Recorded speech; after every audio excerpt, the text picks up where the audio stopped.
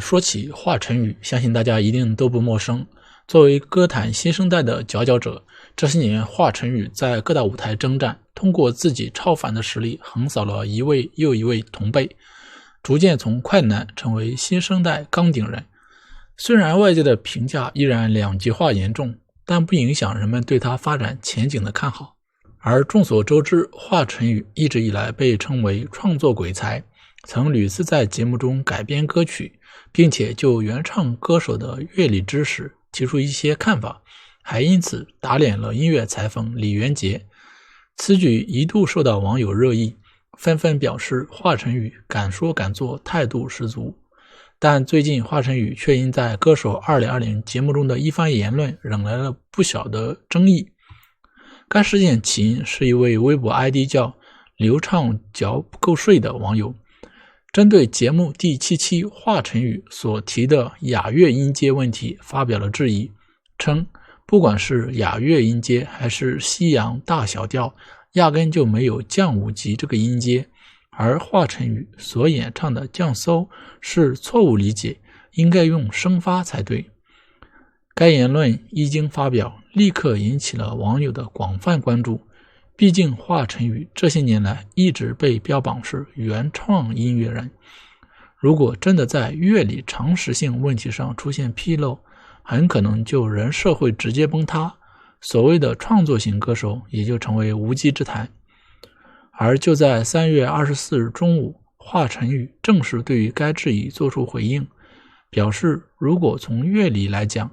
辩证确实也只能叫升发，虽然从钢琴上弹搜和发是同一个音，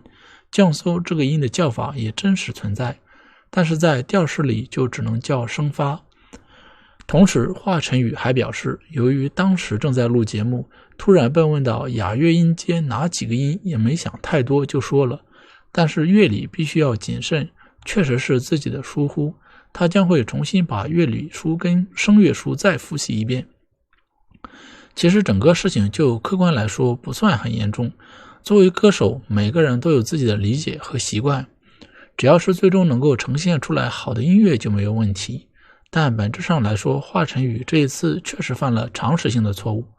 不管是出于个人习惯，还是太久没有一本正经去聊音乐知识，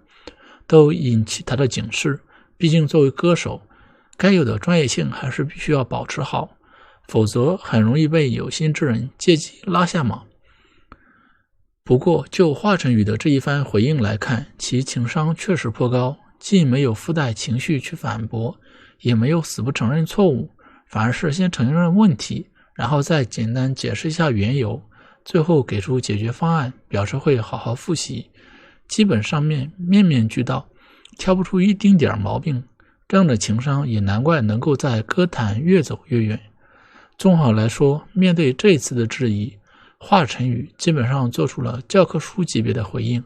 不仅稳定了粉丝的心，同时还吸纳了大量路人缘。许多原本处于观望状态的路人，在看完华晨宇的回应后均表示认可。不得不说，这种回应方式值得所有艺人借鉴，这才是面对问题应有的态度。果然华晨宇能够成为新生代钢顶人，除了唱功优秀外，还是有很多原因的。近日华晨宇因为直播时在雅乐音阶里变叫升搜也可以叫升发，而遭到了某位上海音乐学院的音乐教授实名 diss。 这个教授就是刘畅教授，前面我们所说到的。教授的言论呢，引来了不少华晨宇粉丝的抵触，许多粉丝都在他的评论区开始据理力争的发言，部分激进的粉丝甚至发表了一些不当的言论。该教授也毫不示弱，不仅用专业知识一一反驳了网友的质疑，还针锋相对的直言某些粉丝是在捧臭脚，言语之犀利，似乎让人看到一场网络 battle 即将拉开帷幕。但让人意外的是，这场 battle 还没有开始发酵，作为当事人的华晨宇就亲自下场终结了纷争。华晨宇主动承认了自己在乐理上的生疏，并表示会在节目录制完之后好好复习。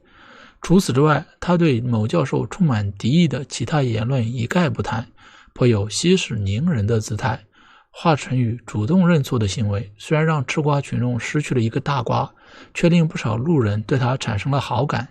尽管在乐理学上所犯错误，对于一个歌手来说会让他的专业水平受到质疑，但如果明明犯错还沉默不语，甚至是反唇相讥，那不仅容易被大做文章，也会让他在路人心中的好感度骤降。前段时间，当红艺人肖战因为在处理粉丝恶意举报的事件上没有及时表态，就遭到了非常可怕的口碑反噬，如今依然是全网黑的对象。可见知名艺人对负面事件的合理回应是十分重要的。再来看看华晨宇此次的回应，首先重新科普了正确的乐理知识，然后认真解释了自己所犯的错误，在一定程度上挽回了自己专业水平受到质疑带来的影响。最后还表示节目录制完会好好复习，既表明了自己目前正处于忙碌的工作状态，让人对他偶然犯错感到情有可原，也表达了自己对乐理一丝不苟的态度，情真意切，十分圈粉。华晨宇最近正在进行歌手当打之年的录制，在歌手这个竞技性质浓郁的舞台上，同台竞技的都是国内外一流的歌者。尽管华晨宇对于名次奖项一向都比较佛系，但在强者竞技的氛围下，无疑也是会全力以赴做到最好的。这是他作为歌手的素养，这也是他个人性格使然的结果。而在节目的第6期和第7期中，华晨宇演绎的神树和降临都没有得到较好的名次，不仅在线上面临着被淘汰的压力，还在线下备受质疑。此次教授公开批评华晨宇乐理知识错误，就是这种线下质疑中影响力较大的例子。华晨宇的回应不仅把吃瓜群众的视线从对他专业水平的质疑拉回到他近期工作状态上的关注，还从侧面揭露了网络上对他的恶意，可谓打了一场漂亮的公关反击战。艺人如果在公众的心中成了负面的信息，不管这些信息是否艺人本人有意为之，都必须要勇敢地发声认错。措辞可以委婉，可以旁敲侧击，但态度必须端正，不然只会造成口碑反噬。众所周知，歌手当打之年是由湖南卫视推出的音乐竞技节目，由红笑工作室出品。首发歌手为华晨宇、Misa、萧敬腾、徐佳莹、袁娅维、毛不易、周深。七夕歌手为李佩玲、黄孝云、刘柏子、曾一鸣等，由萧敬腾担任该节目的音乐串讲人。该节目如今已经播出了7期的内容。在第7期节目中，虽然华晨宇在和奇袭者太一的比拼中获胜，但他的降临还和上期的神树一样，在大众评审中反响并不热烈，这也使得他的名次依然是4名开外。作为一个18年看歌手并从那时开始关注华晨宇的小粉丝，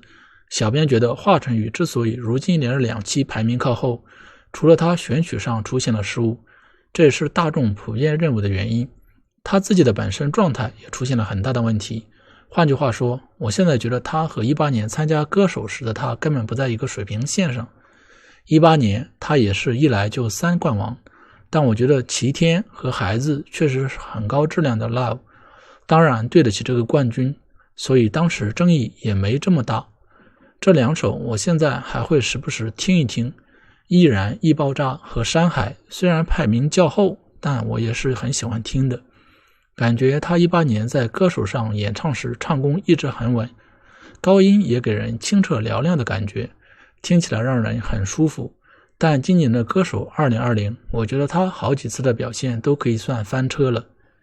第一首寒鸦少年状态还好，我觉得 live 版比音源版好听，我现在听这首歌都是听 live 版，但这首歌的高音并不同于18年那种清澈嘹亮的风格，而是一种撕裂式的吼叫，包括神树也是这种撕裂感，这种唱法听多了会觉得耳朵累的。第二首斗牛是真的很糟糕，开头的 rap 没有其他版本那种独有的音色，绕场引逗那一段声音本来就很尖锐，细节一旦缺失就会听起来单纯的刺耳。第二段副歌野性袒露着灵魂纯粹的高音，那里也没有演唱会那种爆发力。总之我是觉得这是听过的倒数第2难听的斗牛，他在一些音乐节上颁奖礼上的版本都很好听。第3期公益曲没什么好说的，纯粹交任务的作品，歌手上听过一遍不会再听第2遍，这首能得到第2噱头大于实际。第4期的荒野魂斗罗开头的吉他和口哨很不错。第5期我因为个人很不喜欢听国语情歌，这首不评价，但总体和18年来相比，唱功可能会不是那么稳定。其次18年的时候，华晨宇还在事业的上升期，为了获得更多的成绩，他不得不全力以赴，并选择一些符合大众审美的东西比赛。如今华晨宇已经成为顶流，没了外界给他的压力，且据说他还是被节目组强迫来的。既然如此，他的演唱思路就变成了自己更想要表达的，顺便为自己打打歌。最后也希望节目组呢能够不要去强迫华晨宇。好，今天的话视频就到这里，非常感谢大家的收看，拜拜。